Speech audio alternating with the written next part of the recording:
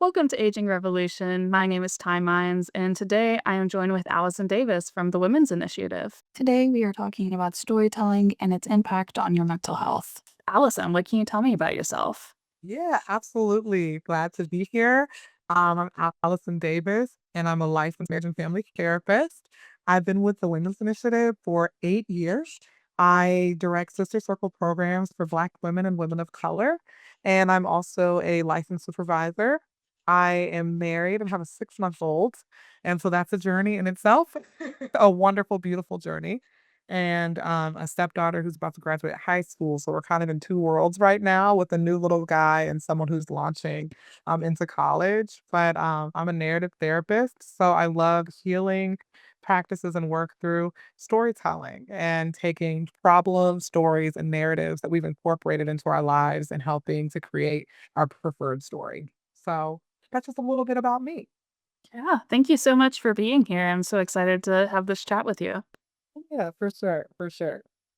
Yeah, so to just get us started off here, what does storytelling mean to you, especially when we're thinking of things like mental health and healing? Absolutely. Storytelling for me is connection. Stories are how we learn.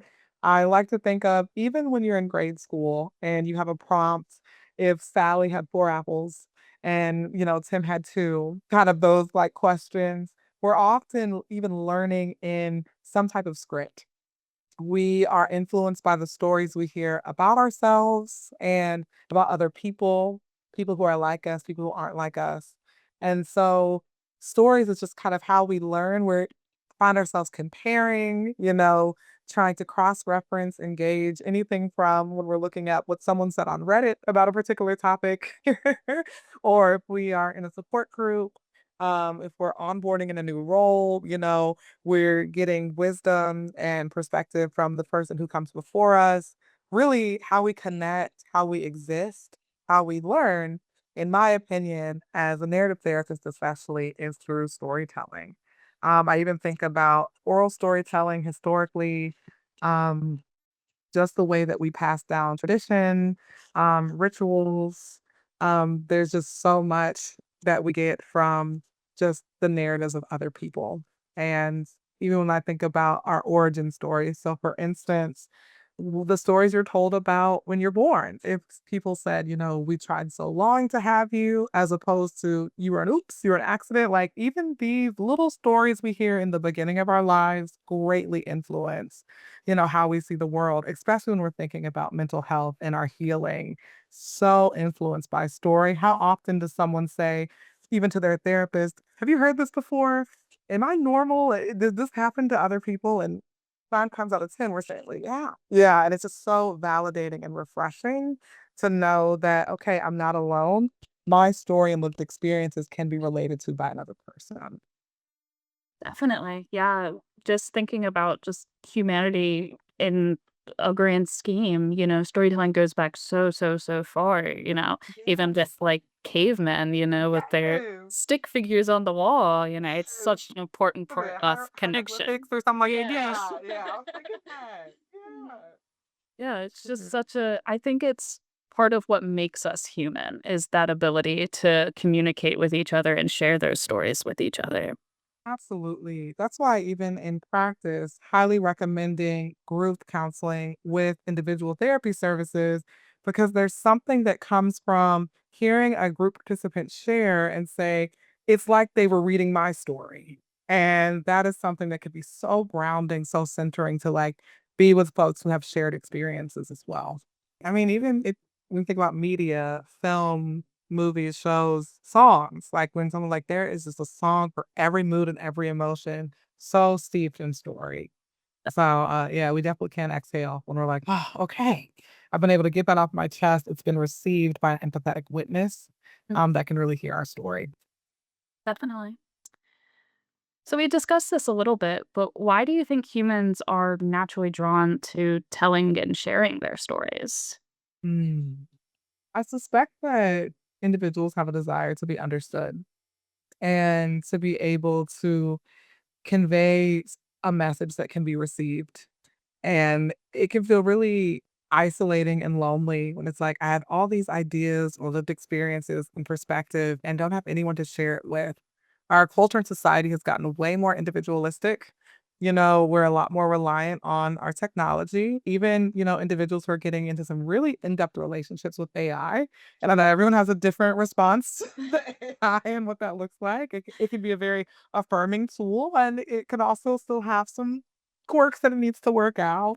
But humans just really resonate with just being able to share space, with someone, whether it's a light, superficial, frivolous topic or some real in-depth, like meaty content. It's just, I mean, look at our engagement even on social media, like likes, comments, shares, so constant that it just seems like just to be understood, to feel a sense of belonging, to feel like they have a purpose or meaning in this world.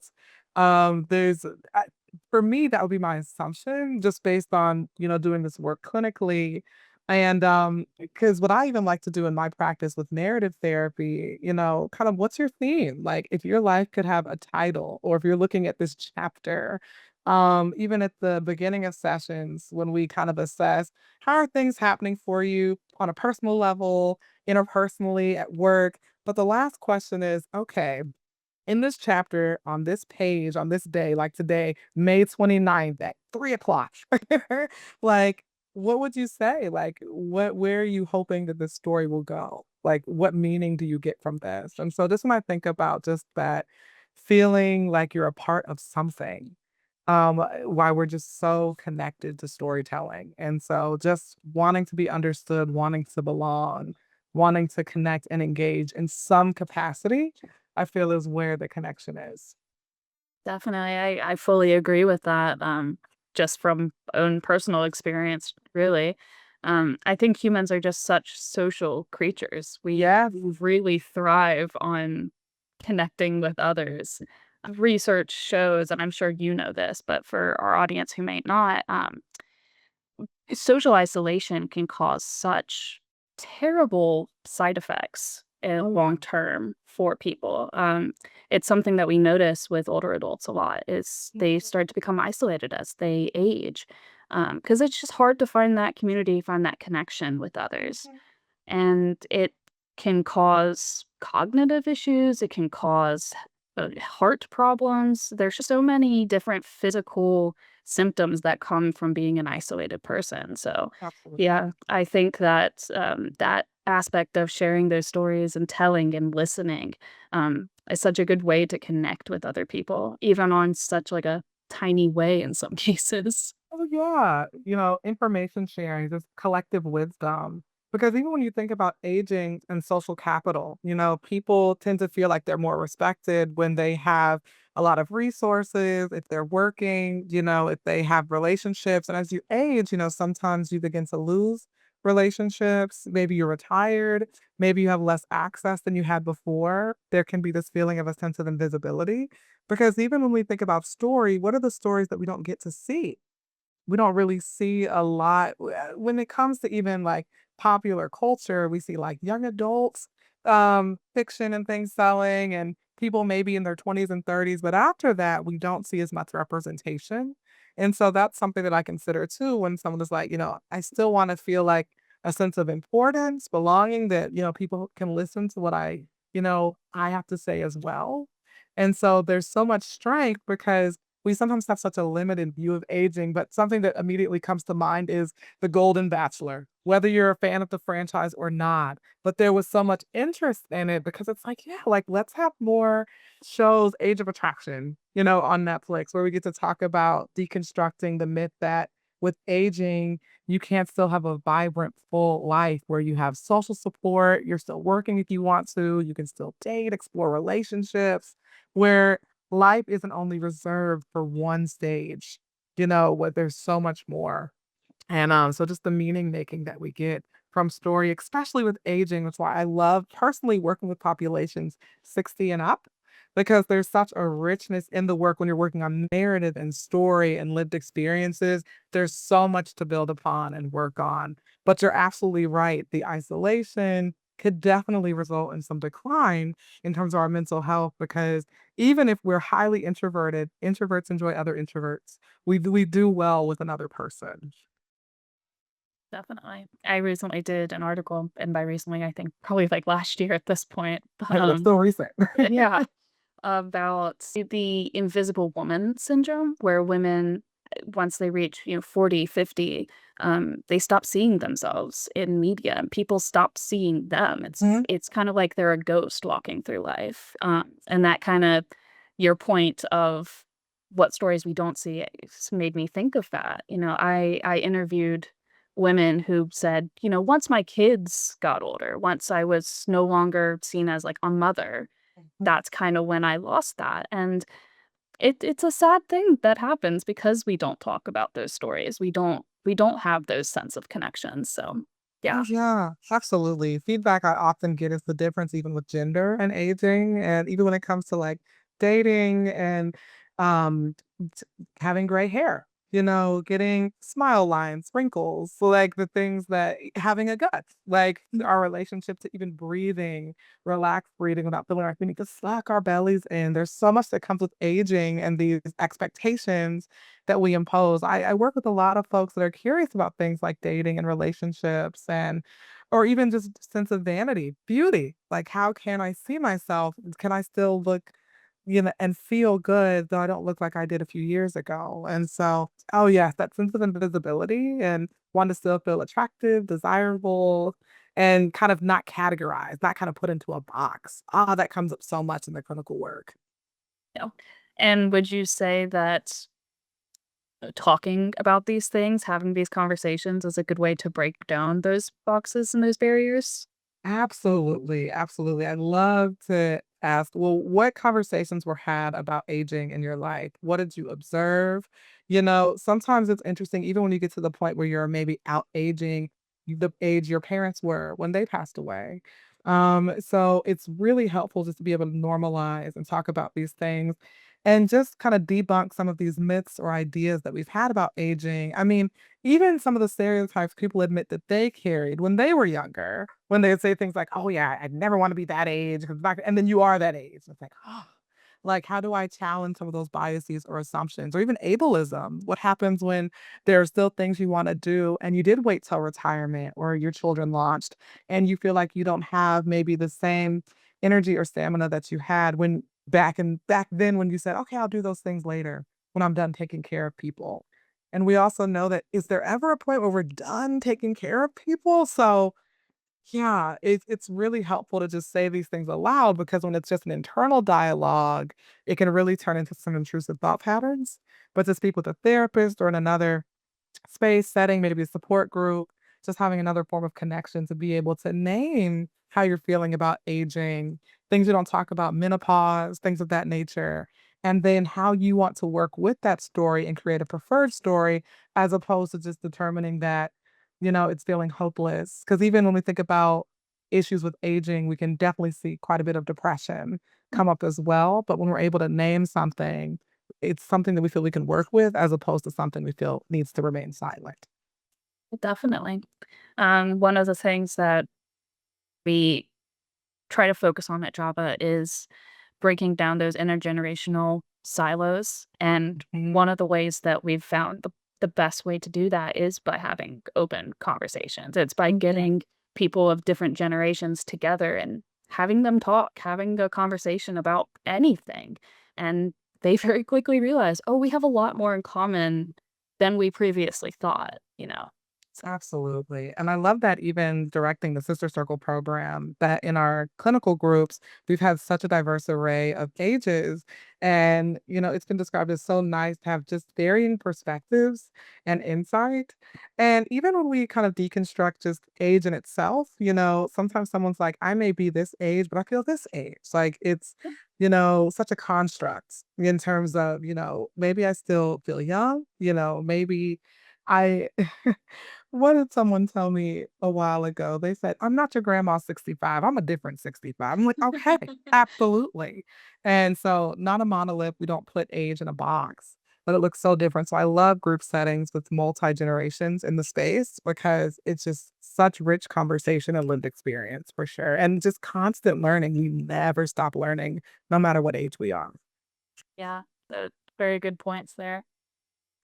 Can you share a moment or a story of when a story of yourselves or someone else's impacted you directly?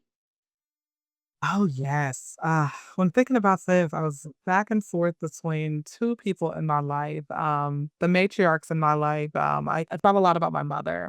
She, Lydia, I can say her name, has had aspirations to be a reporter for a major news station. But she married my father, who was in the military. And as you know, with the military, there's a lot of uprooting, relocating, traveling, managing the kids when he is overseas. So she had to change that story and find a new path for herself. And it's often we find a different path in the most unexpected ways. So when we were growing up, she temporarily worked in a home for older adults who had learning and intellectual disabilities. And she had this thought way before she decided to make this a career path to say, man, what would it have been like if I was able to experience some of these adults when they were children, to be able to give them that support? Well, one of my siblings had some learning challenges when he was little, and she decided that she was going to shift from her career and volunteer in his classroom. And from that path led to getting her degree in special education. And she has been a teacher for over 25 years and has a very phenomenal program, wonderful job skills class. I admire her so much. She knocks it out of the park. But what she showed me was she really had hopes and aspirations within communications to be this very like influential journalist. But she was able to take her love for communication and that passion, and through supporting her family and caring for my sibling, was able to actually find what she feels is her sense of purpose. And this was like a third career track for her. And so it just shows, I mean, she's still working, she's in her 60s and is thriving. And something that has inspired me about her is there were many opportunities she could have given up or, just been like, I'm over it. I'm done. I'll just take what I can get. But that she's constantly creating, so innovative, so energetic. I mean, goodness gracious. Sometimes I'm like, can I bottle some of that? I just find that she is a phenomenal, phenomenal human. And additionally, briefly, I'll say my father's mother inspires me greatly. She's Clady Mae Stewart, and she always wanted to go to school, and she could not, and she had to take care of her siblings. She became a parent very young and married, and due to a lot of responsibility that she had in life, unfortunately resulted in her health decline very quickly. I didn't get to be with her long. She died at the beginning of middle school for me. But where she inspired me was I like to think that I'm living the life she would have wanted to, and how she was so passionate and she was so happy that my father got his education and got to have his dreams and aspirations. And I carry her with me. And so when I think about the matriarchs in my life, the ancestors in my life, those who graduated into ancestry, who passed on, their stories motivate me to life is going to be challenging. You're going to want to give up on quite a regular basis, but to keep going and don't be afraid to aspire for what you dream of. Even if it's the most unlikely place that you thought you would end up, go for it anyway. And so their stories, I think about them often. And I remember with my mother, we went on a walk one time before I made the career transition to be a therapist. And I said, I'm feeling really stuck. I don't really know what I'm doing. And she said, you have nothing tying you here. Now, she'd admit later to me that was the hardest conversation she ever had with me because what mom wants their kid to leave. But she said, go wherever you want to go, do whatever you want to do, and I'll support you the whole way. And so I relocated out of state and changed careers and became a therapist, and the rest is history. But something about taking a walk with your mom, and they basically say, well, why don't you just go? And like, why didn't I think of that? And so, those are stories that came to mind for me when I think about stories that greatly impact me to this day. Two women that I think of all the time. Whenever I'm doing something new or that makes me nervous or nervous excited, Those are the stories I think of. So Miss Lydia and Miss Clady, gotta give them their flowers, gotta give them their shout out. For sure. Those are wonderful stories. Like you said, like a walk with your mom, what can it Yeah, do for your life? a big change, a huge change. Yes. Yeah. Um, having those connections with the people that came before you in your family is just such a privilege to have, because you can learn so much from them. You can learn good and bad things Oh, from yeah. them. Oh, yeah.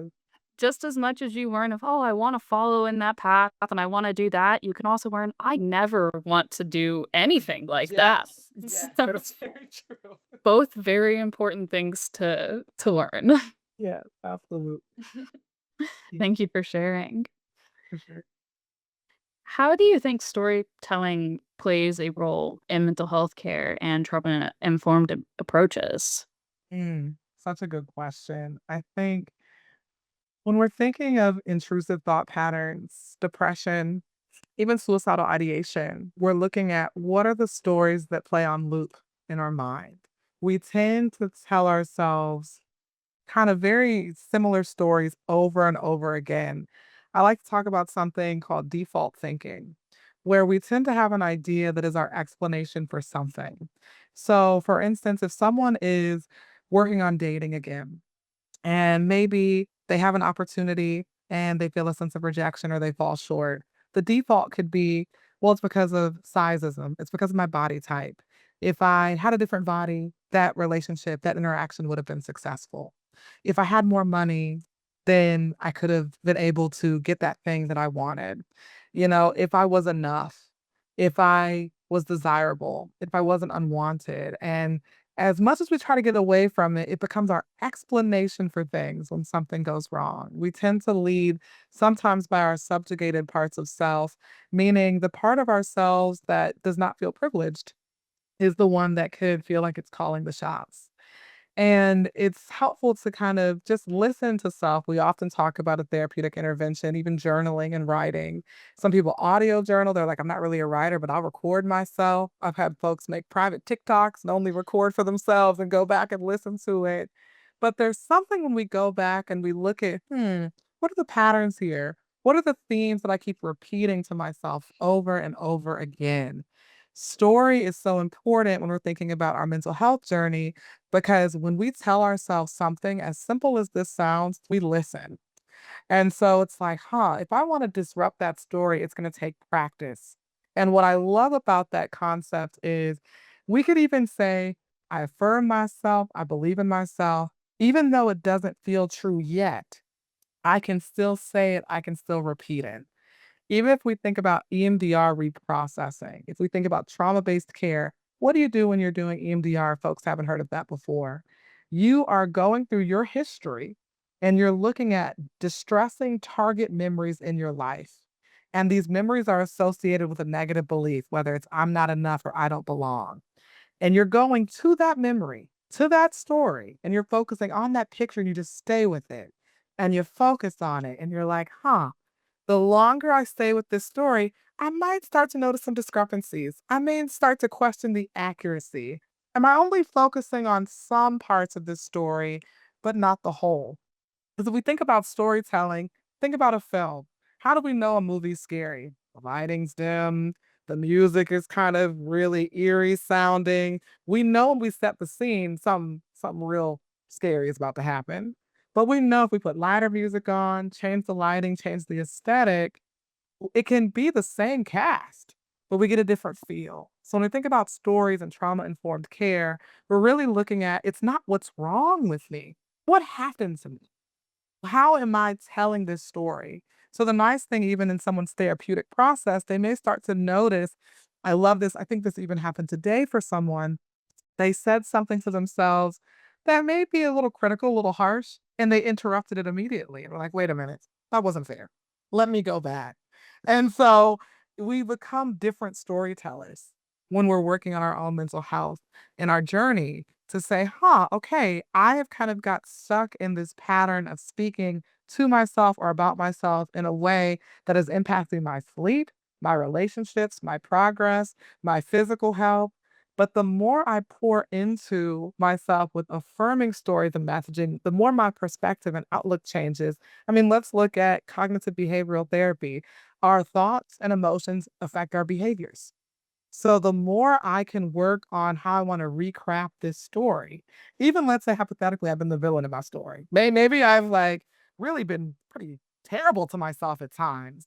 Well, what's the best thing about, the villain story? They got a backstory, they have an origin story. You can shift any thought process. Any belief is something you've developed and acquired. So when you are telling yourself one story, we can replace it with another. Or we won't even say replace it, we can update it. So I go back to it's not what's wrong with me, it's what's happened to me. So storytelling, mental health care, thinking about we get into this repetitive state with ourselves, but if we can make that story shift, then our mental health and wellness journey can greatly improve. It's a process for sure, but it's like a lyric that gets stuck in your head. The more you become accustomed to that preferred, healthier story, the more that takes precedent. And then the unhealthy behaviors that we take part in or relationships begin to not make sense. It's like, man, when I'm really down on myself and I have low self-esteem and self-worth, abusive tendencies or behavior patterns make sense. But the more I affirm myself and care for myself, the behavior patterns that weren't helping me or serving me are no longer compatible. We're no longer in alignment. I no longer like to even do that thing because I have a much different story with myself. And so that's kind of the perspective I give with trauma informed care, mental health, and narrative and storytelling. Perfect, thank you. Mhm. We did kinda touch on this, but in sharing those lived experiences, whether sharing it with another person or in a support group or with a therapist, how do you think that that supports healing? Mm. Sometimes we have this assumption that when we self disclose, the person on the receiving end is going to shame us or be like, whoa, that's what you had to say? If it had been any of these other things, okay, but that's the thing. That's the thing where you're going to be kicked out, rejected, abandoned, we're done. It can be so supportive and healing when someone says something like, I can receive that. I am so glad you told me. Even the honesty of like, I'm not sure what to do with that, but maybe I don't need to do anything with it, but just to listen and be there for you. That's the support. We have this notion that once it gets out there, we're never going to be able to stop crying. We're going to be permanently judged. It's going to be on our permanent record. But then that reality that it's like, wow, I shared it and the world didn't stop. I didn't self-destruct, I didn't explode. It's out there now. Because when we think about shame in the body and how it affects our organs, our tissues, our cells, our DNA, I mean, it really we think about chronic health conditions, a lot of things that are just exacerbated these days, but there's something so liberating. I've literally had folks tell me, "Allison, I didn't change my skincare routine. I didn't start wearing a new makeup. But through this work, everyone keeps saying, "Wow, you look lighter. Is it your hair? Is it the face regimen?" No, I'm just feeling better. It's amazing, like how the color can return to our face. Like it's just such a different experience when we receive that support of disclosing and being received and held and cared for. And so it's just as cliche and generic as this may sound, it just feels really good just to be able to get things off our chest. You know, we tend to believe that talking about things like self-harm and suicide will only make people want to do those things more, but research has shown that it's actually the opposite. The more we talk about it, the more we have open conversations about it, it reduces the risk of those types of dangerous behaviors, because of what you're saying of you're getting that shame off. You're getting that chance to have someone support you and be able to not have to hold it all on yourself anymore, so Yeah, absolutely. Yeah, and there's even story, even when we think about suicide, suicidal ideation, the sense of, well, what did the temptation, what did it promise you? What did it guarantee? Because often it's not the desire to die, but I don't want to live this way anymore. And so we often talk about story and narrative, like, where did we even get the ideas about it? You know, you're absolutely right. We are made to feel if we bring this up, they're going to do it.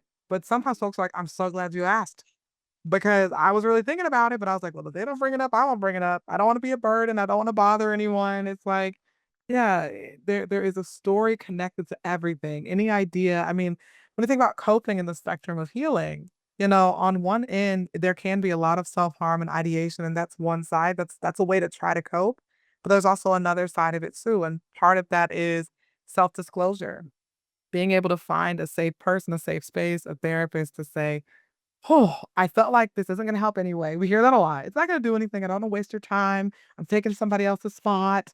But then they find at the close of session, even if they just needed the one session, sometimes they just need one time to be like, that felt good. I'm glad I allow myself to not fall into the story of I'm beyond help. This isn't gonna do anything, and just decided to try it anyway. Definitely. Yeah. On the flip side of what we've been talking about, looking at listening, how Mhm. can listening, play a role in reducing the stigma around mental health? Oh, yes. And I wonder if this is also contributes to the uptick in therapy services. Because as we know, relationally, when it's a two-way system, when we're both giving and sharing information, things may be missed or overlooked. But it can be very vulnerable when, a client can come into a space and they're like, this feels, am I just supposed to pick where we go? It's like, I can help you, but yeah, this is about you. Something so nice is to be able to have space, as I mentioned before, having an empathetic witness and just being able to take in what someone has. I don't have to do anything with it. I don't have to change your mind to tell you solutions immediately. Sometimes it's the validation of being heard. Like I don't need anything, but I just need to speak these things. I need you to hear it and receive it. Can you tell me what you heard me say? It's just even to be remembered to say something to someone and they circle back and say, "Well, when you said this thing, you remembered that?" It just, I don't know, if you're a coffee person, but warm cup of coffee, like right in the chest when somebody says, like, I hear you. That is so real. That is a thing. The art of listening to not make it about yourself, to be able to really be in someone else's world, someone else's reality, and take what they're saying seriously, taking it to heart, and just wanting to be in that experience with them. If you're in the valley, see that I'm gonna sit in the valley with you. And so listening is so key, so important, because there are things that people really want us to hear and to be on the other side of it. And there's a lot we can learn because how many times have people not listened and jumped to solutions or ideas that the person has already tried, has already been offered? It wasn't about the need for an idea or a solution. It's just, I just want you to be in this experience with me. Yeah. It's like you were previously saying about, just being heard. It is a lot of the time just, I don't need you to say anything. Yes. I need you to listen and not hate me for what I'm going to say, you know?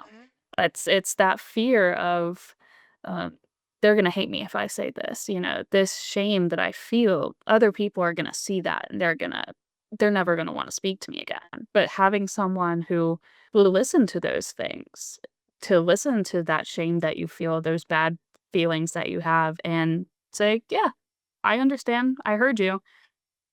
That's all there is to it. Nothing else, You don't need to Exactly. give advice, nothing. You just need to be heard and know that that's enough. Exactly, and I love your points because not making it about the self, not immediately interrupting and said, "Oh, I already knew," or "I wish you had told me," or "I totally understand," or "I can't imagine."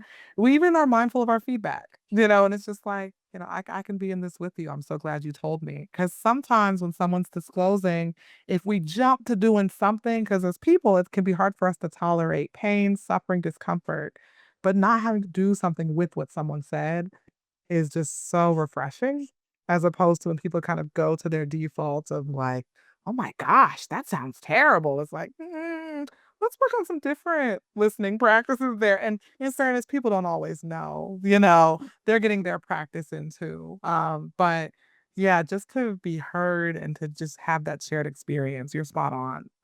It's so healing. A lot of the healing could even come from the disclosure before the intervention takes place. So, yeah. This is slightly off topic, but one thing that I have found with my own personal relationships when you're having a conversation and somebody's like, "Oh, I need to rant about this thing." You know, me and my roommate do this where we'll be like, "I need to talk about this thing and I don't want advice. I don't want you to tell me anything. I just need to talk." Or we'll be talking sometime and one of us will go on a long rant, get out all these thoughts and feelings, and the other one will say, "All right, do you need advice? Do you need a next step? Or is this just you wanted to get it off your chest?" And I think that's, uh, if you don't really know how to actively listen or you want to keep being that person that jumps in and helps, that might be a good way to kind of take a step back and Oh, say, yeah. "What do you need? Not what can I do for you, but what what do you need from me?" Absolutely, 100%. That, ooh, saves a lot of time for folks to be like, "Oh, I was over here trying to come up with all the strategies, but you just want me to be here? Oh, I could do that."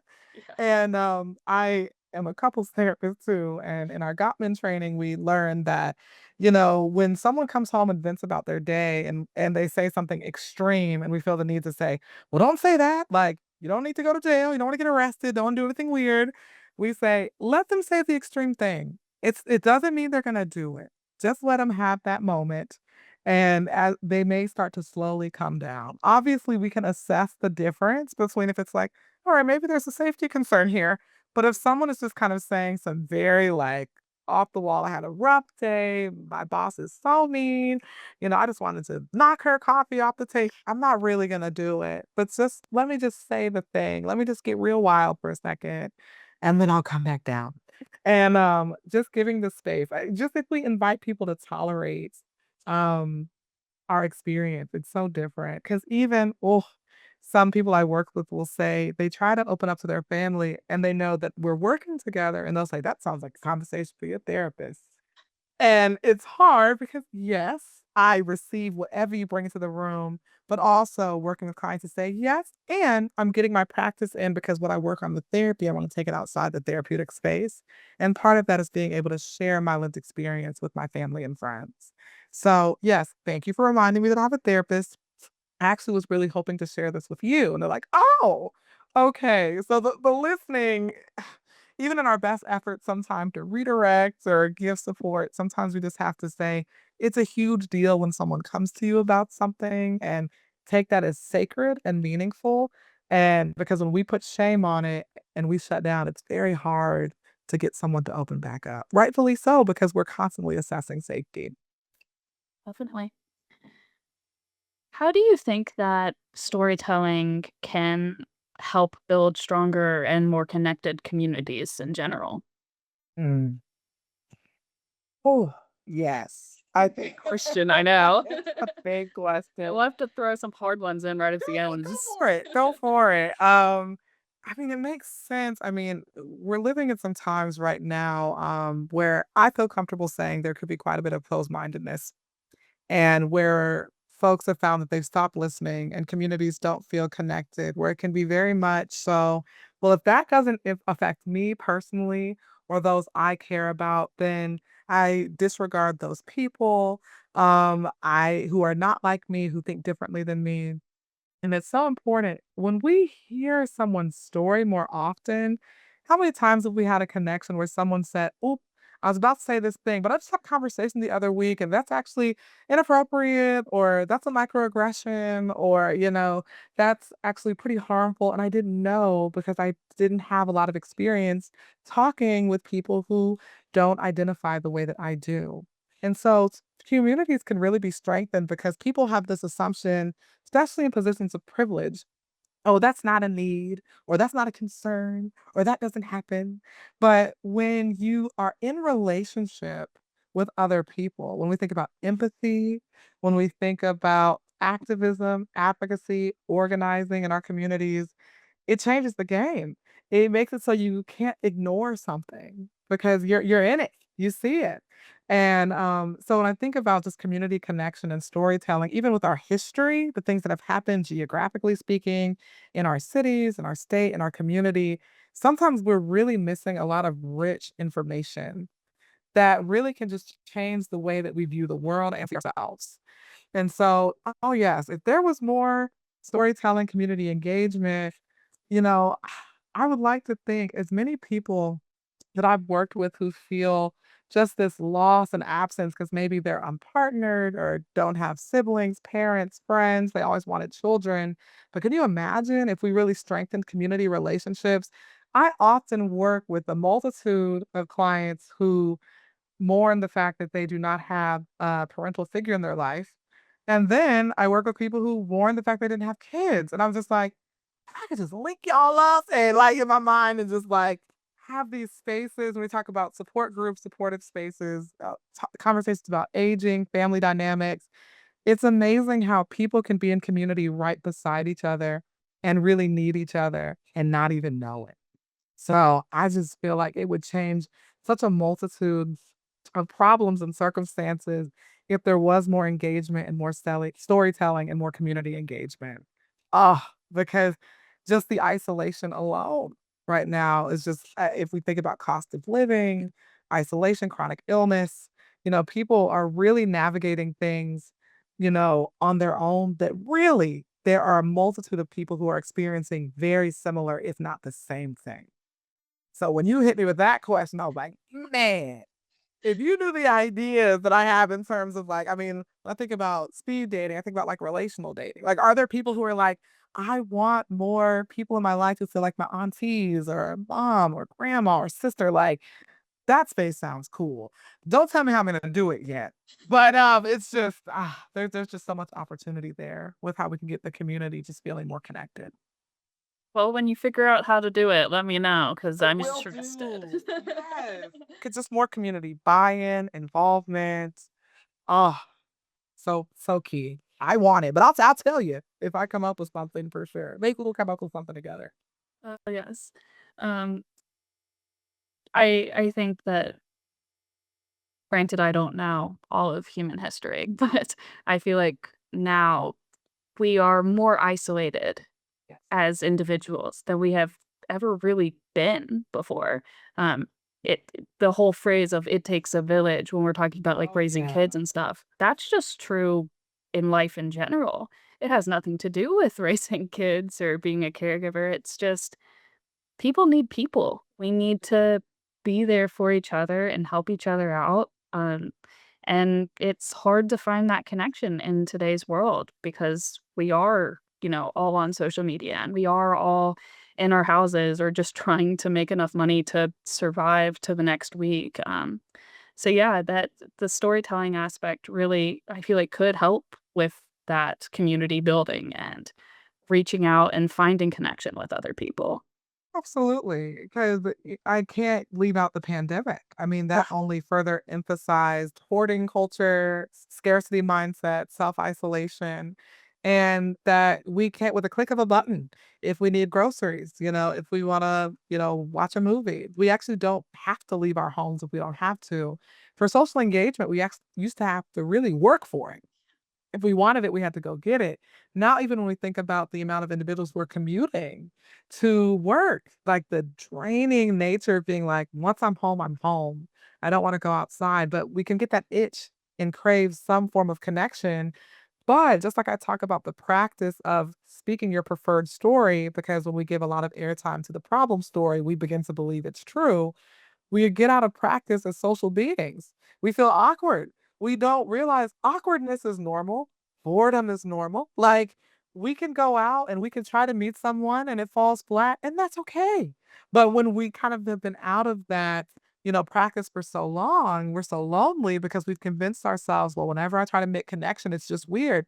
People are weird, but people are weird online and in person. And so, yeah, it's just that aspect of loneliness. We have to do a lot less work to find another person. And online connection is phenomenal.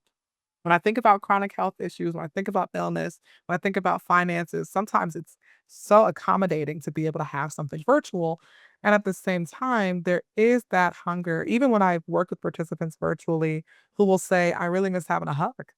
Like, I really wish being a part of some community where someone could just wrap their arms around me in a positive and healthy way and let me know that's all I need, and how that could even be so hard to find. Definitely. Yeah. Yeah. I am a very introverted person. I am very much like a in my house, leave me alone type of person. Yeah. But like you're saying about it's a practice that you have to get yourself into. Like I said, even introverted, my best friend may be the biggest introvert out there, and she found a very extroverted buddy. And I think she's advantaged from that quite a bit. There is still this longing for us to meet up and hang out from time to time because she's like, I like my space. And she's like, it's not isolation. We call it selective solitude. Sometimes you need a moment to reset. But it's also nice to have times for connection. Definitely. Yeah. So our last question for us today, it's a long one. Go for it. How do you think that active listening to other stories deepen our understanding of different perspectives? And why is that important for things like empathy and connection? Oh man. Yeah, I mean, active listening, similarly to what I spoke on recently, we can get really self-centered. Things can feel like they're really about us. And when we lack empathy, it's kind of this assumption that this person has the same access I have, the same resources, the same social capital, we're no different. But I think to actually utilize active listening and acknowledge difference, whether it's looking at an array of factors within identity, it really changes the game. It really enriches the story. Can you imagine if you watched a film where every character was the same age, looked the same, no difference at all? That may be the most boring thing you've ever watched, you know? So when we're thinking about this actively listening, not to put yourself in the position where you're like, oh, now I understand. Now I'm the expert. But to actually say the opposite. I'm not the expert. I don't have a full understanding. I need to actually have this array of diverse experiences and outlooks and mindset to create a fuller picture for my life and my worldview. And so that could actually be the lack of empathy, this feeling of like me against them. It's just about people who are like minded with me, who like the things I like, understand things the way I understand things. So even if we look at the erasure, of storytelling right now, how history is changing. Who could tell it? What stories can we share? What stories can't we share? We're in a very different time where sometimes people almost feel like they need to be sneaky with their identity or with their lived stories because what harm I experienced? Will I be fired if I share this story? Will I be outcasted? Will I be blacklisted if this comes out? So it's really brave to even help talk about your lived experiences in this day and age. But when we're thinking about empathy, it's so different. I mean, I even think about my own experience as a therapist before going into my own clinical training. You realize you have biases you didn't even realize you had. And then you're like, oh man, like I need to, read more about that. I need to, investigate my own perspective and what stories influence that and where it came from. And so, yeah, it just feels like if folks were able to really actively listen, not listen to change, not listen to react, but really listen to be like, I don't even need to respond. I just really want to be attentive to what this person is trying to tell me. And I can even reply, if there's anything you want me to take away from this conversation and this interaction, what do you want me to leave with? That is way more active listening than, oh, well, I thought, or I assume, like when we recenter self, make it about us. But how can we really be present? And in the moment of, I want to assume that what this person says is their lived reality, is their experience. They did not tell it to me to shame it or change it or to do anything with it. For me to just be here. I mean, how could I be an ally? How could I be an advocate if I can't actively listen? And like, I'm glad you made the point that like, it's a muscle, it's something we need to develop. Someone may be listening to this right now and be like, man, I thought I was an actual listener. I don't know after this conversation. But it's good if you're feeling that conviction, if you're feeling this twinge of like, I need to assess that a little more. I need to even asking my support systems, hey, when you tell me things, do you feel heard? Well, yeah, like you shared with me something the other week and I was saying a lot of or maybe I was half listening or I jumped to give advice. But now looking back, can you be real with me? Can you tell me like did that actually interaction, did that serve you? Did it feel like I heard you? And when we ask those questions relationally, we don't even need to rely on finding new relationships to have those conversations. We could talk to our current relationships. It can be very eye opening when they say, well, yeah, this is when I feel heard, and this is what happens when I don't feel heard. So active listening, we're thinking about just communities and empathy, not feeling bad for someone and be like, oh yeah, that really sucks. But to be like, no, no, I'm really curious, I'm interested, and how can I support you if at all, if that's even what you need. So that is a fantastic last question because we're thinking about storytelling. Um, it's a lot of telling our story is about who's receiving it, who's listening to it, and what they will do with that information. And the hope is they will use that information to affirm and heal and not to harm. Definitely. Since this is the Java podcast, I do feel obligated to say that if you are an adult over 60 and you are looking for ways to have more connection with other people and a way to tell your story and have your story told or listened to, our community centers are a great place to do that. Members, they love sharing stories and so many activities are so based in, let me tell you about my life and then you tell me about yours. So very important thing to have, um, just in general, if you need more socialization in your life.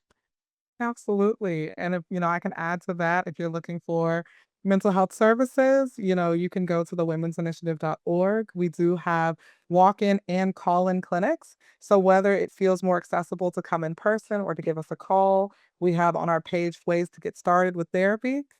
So you can come in. We have clinics Monday through Thursday that you can utilize. And also, if you're interested in storytelling, we have a rolling admission book and our program called Challenge into Change. And it's when you get to either write about your own lived experience or someone in your life that was able to take a challenge and make impactful change. Just like I shared about my mother and my grandmother, or whether it's your own experience, please feel free if you would like to submit to the book. Submissions, all submissions get added to the book, the opportunities to share. And we typically have a really neat event in November at the end of the year that is beautiful. And so I love the power of storytelling and writing. It's a great way to utilize your coping mechanisms and strategies. And that's when you think about your legacy and meaning making and just what you want to leave behind.